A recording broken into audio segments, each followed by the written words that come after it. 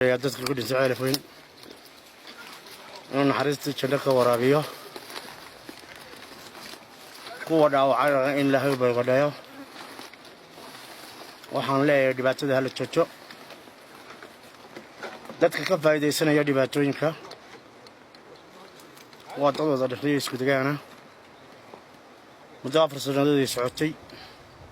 tanaasul badan hala sameeyo haddii Ilaahay dhaho anigu Puntland waxaan ka soo guuray 29 bishii 7 mar kasta oo aan soo galo deegaanka anigoo nabad wada waxa ila kulmayay dhibaatooyin aad u culus oo saliyan wuxuu ka dambeeyo oraj inta markaan ka gudbo waxaan joogaa dhulkaygii waxaan joogaa dhulkii aan ku dhashay waxaan la joogaa ehelkay goorsidii garxajisay iyo timi salaadiintii iyo boqoradii waxaanu heshiis ku galay in nabad la helo kow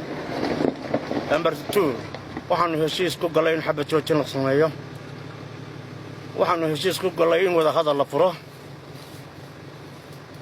jabhadan Justice Equality Movement dulmidiid waxay u taagantahay jabhad hubaysan siyaasadeeda wadata eedriskeeda leh golaheedii dhexe leh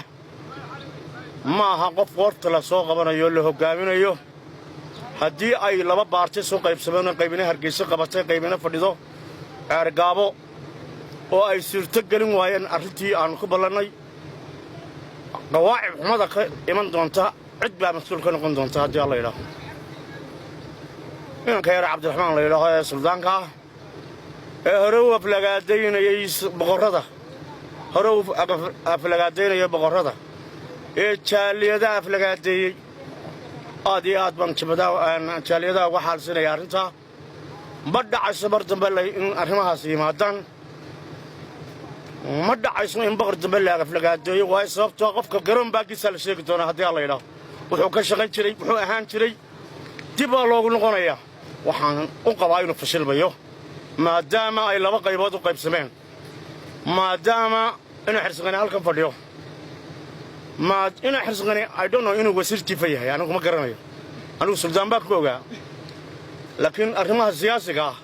wuxuu ogyahay inuu wasiir hurdaya markaan taa ka gudbo waxaan leeyahay jabhada meel walba